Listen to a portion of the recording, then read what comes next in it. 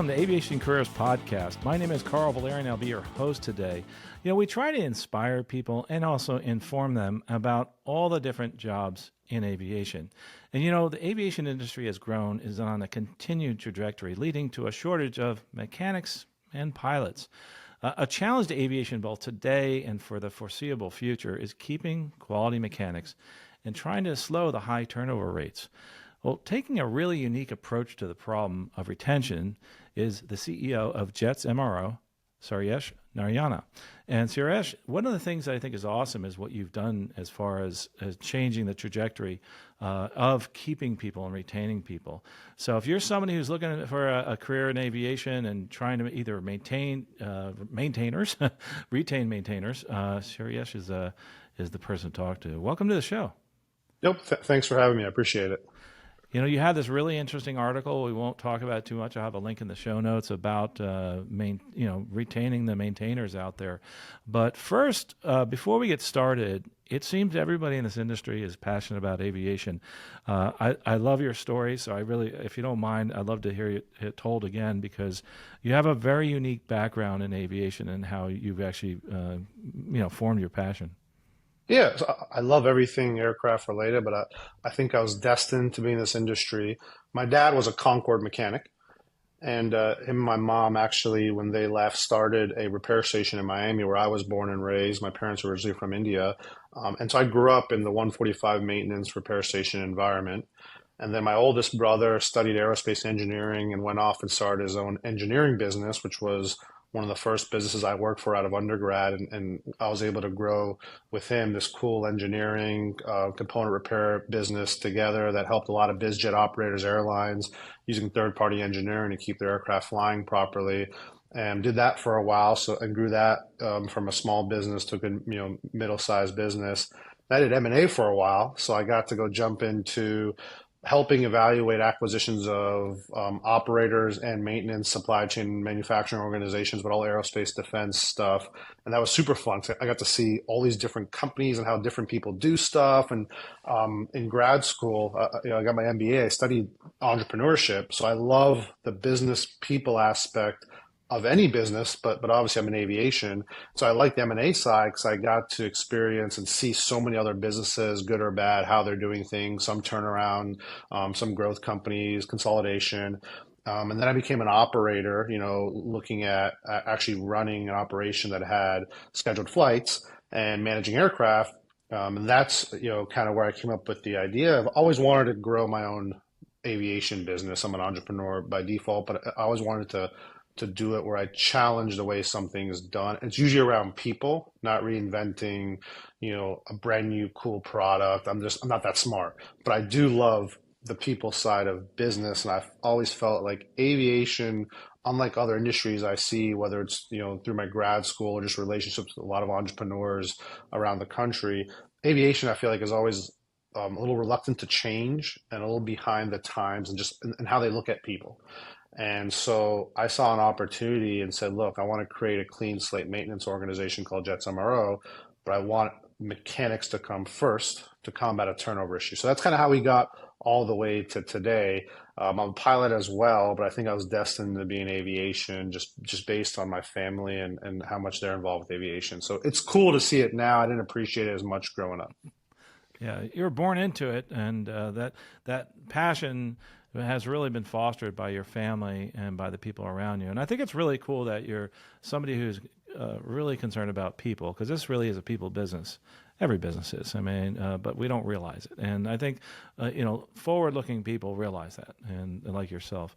For those people that don't understand maintenance, because there's some people listening that are new to the maintenance world, Jets MRO is an MRO, maintenance, repair, and overhaul.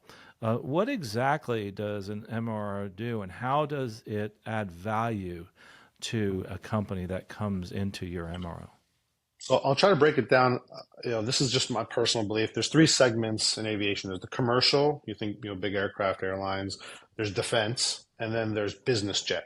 So Jets MRO is in the business jet segment. And then within that, there's maintenance. So scheduled inspections. If you fly an aircraft a certain amount of time, there's always required inspections, preventative maintenance as well. There's repair. Something breaks, got to fix it. There's overhaul, subcomponents. When they hit certain time limits or hours, you got to overhaul the component. So Jets MRO does maintenance in Dallas, Texas, for business jets. So all scheduled heavy maintenance, engine changes, things like that. They're all on a schedule. And during inspections, you find issues, and then we'll fix them or replace parts to get the aircraft back to shape so it can go fly, mainly for charter operators. So folks that taking business jets under 135, but operating them and leasing them out to folks as they need. And then we also own a component repair station in South Florida that does piece part repairs, not overhaul, on parts that break, but mainly for commercial. So for Boeing, Airbus type products, engine APU parts, piece parts. And so there's a lot of different worlds under aviation MRO, and every MRO doesn't do the same thing at all. And then within that, there's disciplines. There's structures, avionics, there's systems, power plant. But like I said, Jets MRO, we picked business jet because I thought that was the biggest opportunity to bring a big focus on mechanics and fix some issues that's all industry. And we're doing maintenance. Whereas in like South Florida, we're doing commercial component repair. Interesting. Wow. That was a great description. Now, a lot of people have heard this term 145. What value does that bring to the customer? Well, it's a federal aviation regulation, and so like we're an FAA Part 145 repair station in Dallas and a separate one, but certificated in South Florida. In maintenance, and we only got our certificate a couple of weeks ago. It took us about 12 months to go through a fresh process. You can release to service things under a Part 65 release, A&P license. So every mechanic who goes through the A&P and gets tested gets an A&P license. And in their provision, they're allowed to release aircraft back to service, and in some cases parts under their license, personal license, depending on what they got authorized to do. That can be variable because it's dependent on that person, right? And everyone has a different level of expertise, understanding of the different three big categories, as well as kind of the maintenance, repair, overhaul, and then within that, the different disciplines, avionics, structures, and all that. And what the repair station does is gives us a very finite set quality standard that's set through the 145 regulations that we as a company now have to comply with. And so it's a good standardized way of looking at our business, especially as we grow, because we're scaling. When we were smaller, it made sense. It was okay not to have it, and it gave us flexibility. But now, as we get larger and we scale, it's a great standard of quality that we have to comply with. And that's something that you would look for in a shop as a 145 because it's a little more rigorous as far as not just getting that certification, but also continuing to hold that certification. Yes, there's a lot of requirements. You have to write manuals. You have an FAA inspector. We went through a full demonstration process. It is very rigorous for the business to get that certification. Then you got to keep it, right? You got to make sure you don't mess up. Sometimes you're growing capabilities. You're adding aircraft to your op spec, they call it. It is a lot of work, but it's the right way to do business from a quality system standpoint in the repair station.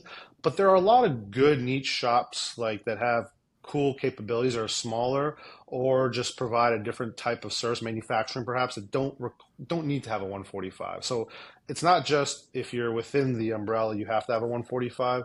It definitely depends what you do, but we're managing a lot of 135 operators, charter operators, aircraft, and releasing the whole thing to service after heavy maintenance. So it definitely makes sense for us to have it. Yeah, that's some great color. Thanks for explaining that. Now, before we get into the maintenance jobs, if someone's looking at Jets MRO, by the way, you can find them at jetsmro.com to find out more information. And by the way, some really cool videos on there, and check out some of the aircraft. Wonderful website. One of the things that I think we all look at when we see a business is when we try to describe it as a customer is I go to this business for, or that's the company that does this. If you're a customer of Jets MRO, what do you think they're saying when they look at Jets MRO? Jets MRO is the company that, and if you could finish that sentence. One, I think they love the mission, right? The mission is take care of mechanics, keep turnover low, and the whole thesis, as cheesy as it sounds, is a happy mechanic provides a better service on time. And so when I think of the folks that actually do the hard work in the maintenance business, that are on wing when it's hot outside or when it's cold outside, do they want to be there? And if they do, if I can really, do what I say I'm going to do and really hit the points, if they're motivated, excited, engaged with the business, I promise they're providing a better quality service and they're more efficient. And so I think that's why if operators can plug that in and say, okay, they're taking care of their people, they're the team we work in this year, hopefully will be the same team next year. So they're just getting better at our aircraft and they're retaining experience. Whereas what I saw is that's very spotty in the industry. A lot of mechanics are jumping around, and when you lose certain experience, especially in business jet more than commercial and defense, I think it's still a very immature place because it's grown so much. The business jet operations have grown so much, but the aftermarket MRO supply chain hasn't matured, and now we have people operating these aircraft every day, whereas 15, 20 years ago they weren't. There was personal use, not charter use, and now it's charter, everyone's chartering. We're trying to mature with that. That's where I saw the opportunity because the manuals and the systems haven't matured like the airline industry has. And so that's what we're trying to bring is that kind of scale and support. And then what we saw was because the manuals are smaller, they really have to bank on mechanics experience on the airframe. And so a lot of the questions customers will ask, well, what's your experience on certain aircraft, a Citation jet or Hawker? Whereas in commercial, it's like if you get authorized and get a full rating on something, you probably have the experience and you can really trust that. In BizJet, you got to really drum down to it because technically we're authorized to do a lot of different airframes. We've picked 5 that we are really good at. And it's based off the experience of the team. So that's what makes it unique versus your typical commercial or defense, platform. So the industry as a whole and your business, the MRO industry, looks like it's on a great trajectory forward. What are some of the headwinds that you feel there are in this industry in general? I mean, labor shortage, you hear about it all the time. Is everyone trying to fix it? Yes, a lot more schools coming out, a lot more people re-entering the market, but it's not keeping up. So we're losing more people every year than we're gaining.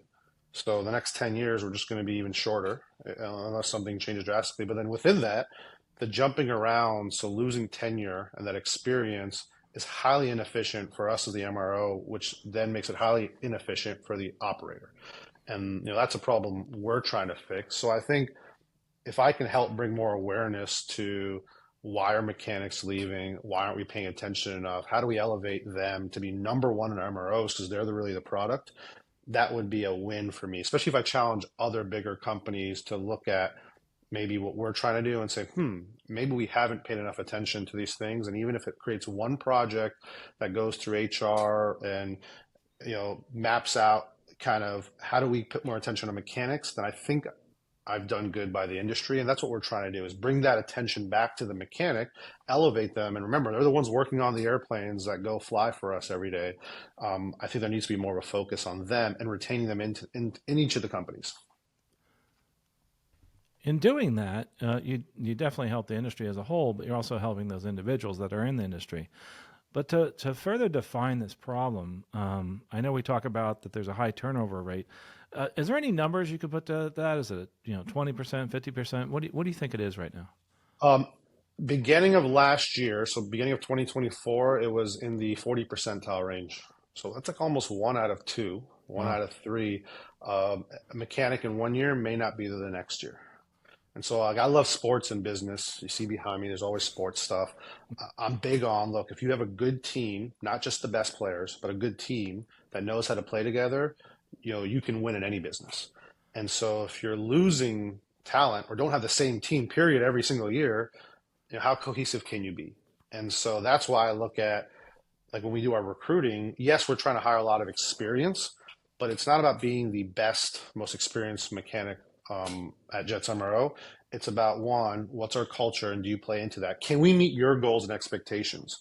And if we can't, it doesn't matter if I have a bunch of individual all-stars. When you're completing a heavy maintenance project, 20, 30, 40 bodies can be touching the aircraft. It is far more important about the culture fit, make sure they're motivated, working well together, and the experience of making sure we retain and attract that good talent. What's an example of one of the ways that you can do that? And that'll help with lowering this high turnover rate. Can you give like one specific? Yeah, so like we do, our screening is pretty big. We do culture tests. We do a lot of weird questions to see how people plug into the business. But I think when we put the mechanic first, it's not about what the mechanic can do for us. It's a lot of the questions we ask are, where do you want to take your career? Do you want to be in biz jet? Do you want to become management? Do you want to go, what systems you want to work on? We have to deliver their goals. So, everyone looks at it, what can everyone do for the business? We look at it as, what can we do for you? Because without that person, um, we can't be successful if we don't grow with the right people. So I think just flipping the mindset and then making sure all of our leadership knows when they're going through interviews, we're really trying to understand, especially as a newer company, we have the benefit of knowing we're growing and knowing there's going to be a lot more opportunities 100%, right? Because we're growing.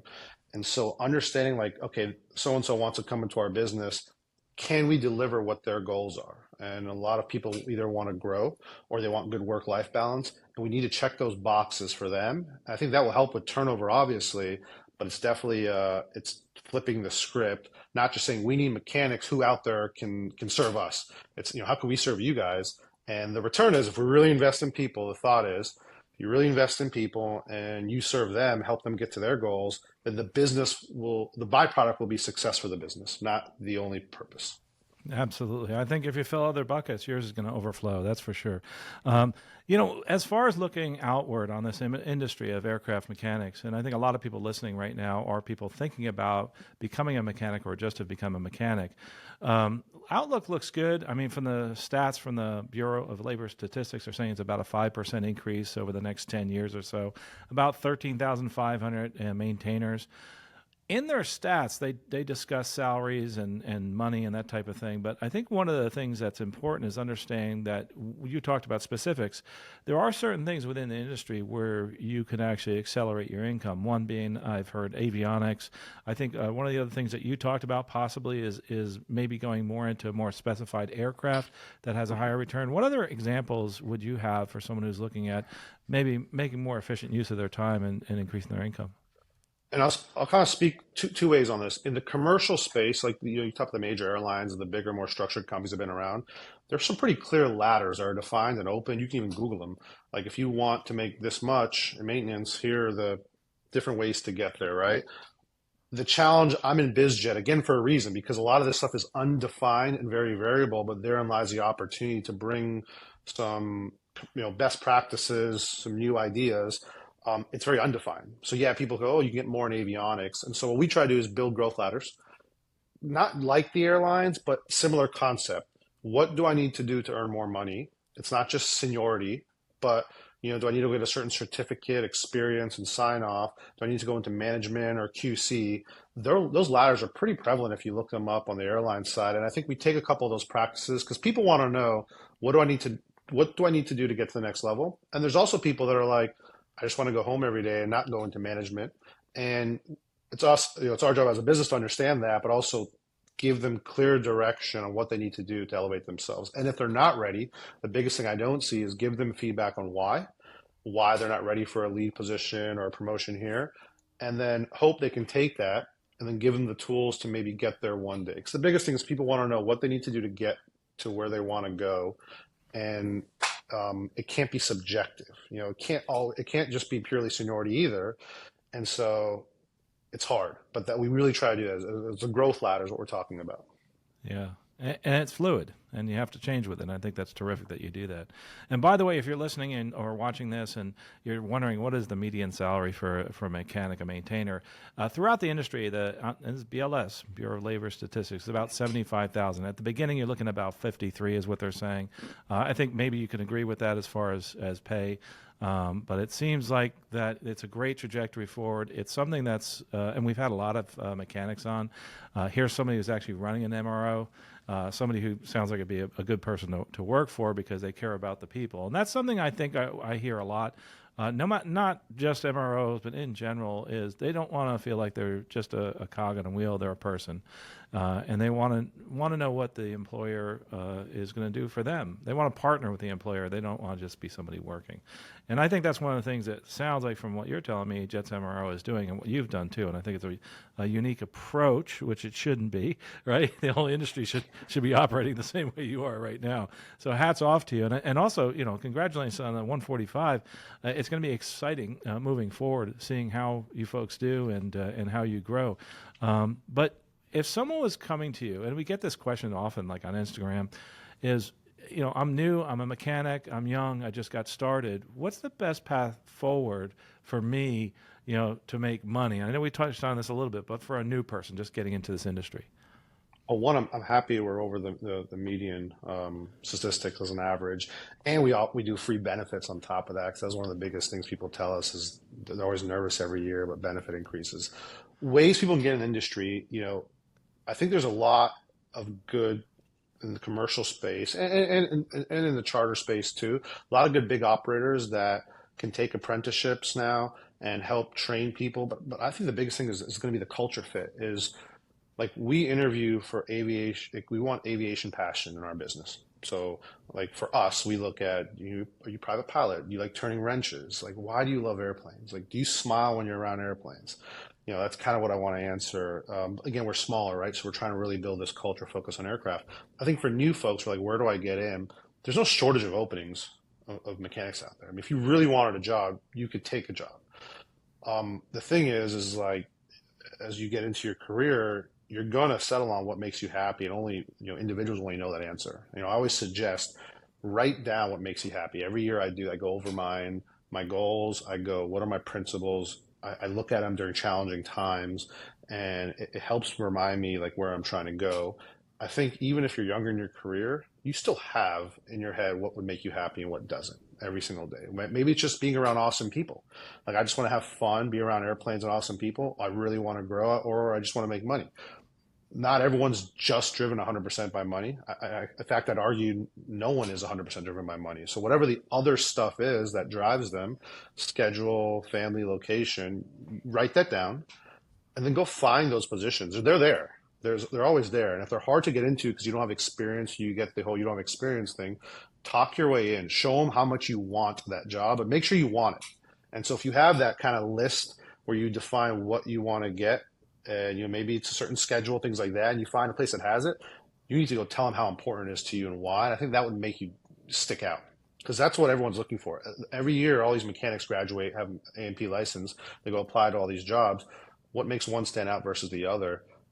It's very variable. And I think, as an opinion again, is most companies are starting to bring more attention to those culture fits, not just you have a license, come on the team. So I think about that if you're a newer mechanic or going into any position really in any industry, is how you going to fit in that team, and why should they hire you? Not just because you got the license and you need a job and they have a need because they're short mechanics. Look for what's next, and then always talk about what you want to get out of the experience with the company. I think that helps. Yeah, it absolutely does, and great color on that. And not only that, I think it's terrific hearing advice coming from you that's been in this industry for so long, talking to someone who's just got into this industry. And by the way, if you have questions, feedback at aviationcareerspodcast.com. We'll send it over to Suresh. If he can answer it, he can do it directly. Otherwise, we'll answer it on this show. But what's next, Suresh, as far as Jets MRO? I think in the business in general, it's a great business to be in. We talk about this a lot in our group mentorship. I do a lot of really deep dives into industry analysis, but that business and private aviation sector is really growing. So how are you going to grow into that industry, and what's next for Jets MRO? I think the biggest challenge, I just talked to someone about this, is getting people to be open to change, right? In BizJet, I think, again, I respect commercial and defense because there's a larger scale. They've been through a lot of iterations, and now we're talking about degrees of excellence. In BizJet, we're not excellent yet.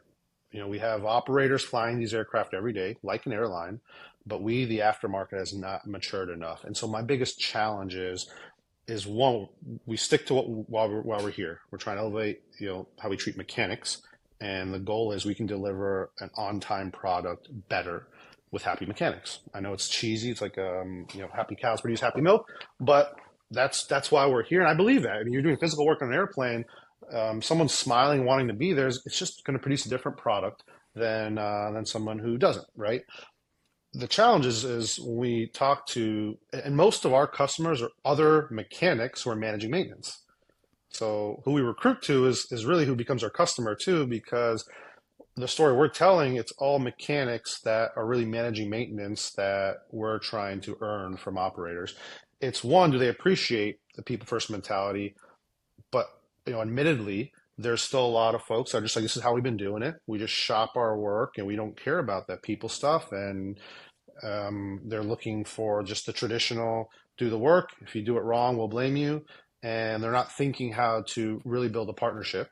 And so when we come and say, hey, we're not just looking to earn your next job, I want to earn it for years. And that consistency and what we're trying to do by people, if you believe in that, we're a good partner. And our big thing is on-time performance and transparency, which lacks in BizJet. When I ask a lot of operators, I go, well, how do you know this MRO did good or bad? Because I'm used to metrics, like you track it, and I kid you not, most of them are like, it's subjective. They're like, well, if I feel like they did good communication and the experience was well, then we go back to them. Like, how do you manage that at scale? And then your aircraft owner, like, if they're in business, and probably a lot of them are business owners, that's not good enough. And so we're measuring on-time performance in our business, and we report it because that's that, and we have a quality metric too, but it needs to be objective. So I'm trying to bring more transparency to that part of it, but remember, I'm challenging something that hasn't been done. So that comes with pushback. Like, no, we'll just go, we'll go down the path we've been going. And for the record, no operator has said maintenance is going great. Everything's on time. Nobody. It's always an issue and it is a challenge. It's a pain point. Maintenance is 100% a pain point for operators. It's not a welcomed addition to the reliability of the aircraft to help them fly more hours like it is in commercial, where if they pull up maintenance or invest early in something, they can get more hours of the aircraft over the next 5 years. They have that down to a science, which means more profits. BizJet isn't. It's a pain. It is just got to get it over with. I don't want to do it. And so I'm hoping to change that. One, making the experience pleasant by being open, honest, transparent, but then I got to deliver it on time. And hopefully, as we earn customers and they come back to us, they appreciate that fact that we're trying to do that so their aircraft's more reliable and they get more hours out of it instead of more downtime. And so, like, we don't have a pure MRO sales team, which is very unique. We have our production floor quote and manage projects direct with the operator, no middle person, not even a customer rep. And we're very open about like hours, how long does something take, how many bodies do we have, and that's our workflow model. Like our labor model is what we share with the customer. We have this many hours, this many bodies, it should take this much time. And so we're not overselling that. We're not saying bring that plan and we'll figure it out.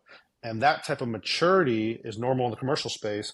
It's just not there in the BizJet space to scale. So we're hoping to bring really fundamental business acumen to this space in the hopes that people appreciate it. But it's harder. It's easier for me to say it and preach it. It's actually, I've seen it's a lot harder to get people to see that same point of view because changing things that have been done for so long is really hard. But it's 100% less stressful for them. Aircraft will come out on time, be more reliable. So it's all wins, but I have the job of making sure I can link the things we're doing differently to really influencing that for them. And that's really hard. Yeah, and it's a challenge, but you're doing something unique. I mean, just your level of transparency is very unique. So, hats off to you for doing that. I mean, I tell you, I'm excited about your company, Jets MRO. You can find them at jetsmro.com, and also this industry moving forward. You're definitely in a great market space. You're passionate about aviation. You have everything to become successful and also bring others with you, especially somebody who's interested in becoming a mechanic. Suresh, thanks for joining us. Is there anything else you want to let us know about Jets MRO or the industry in general before you leave? No, I appreciate the time. If I can ever help mechanics stay motivated or figure out their next step, happy to do it. We host a lot of A&P students here, just share what we're working on. And again, they deserve more. And they have such a valuable impact, not just on us as MROs, but every operator. And I think it's underappreciated how much mechanics do for us. They're not a commodity. And so I'm hoping to bring back the focus on our mechanics, not just because there's labor shortage, because they deserve more. Absolutely. I think more people in the industry should be more people-centric like yourself. Again, thanks again, Suresh. I appreciate you.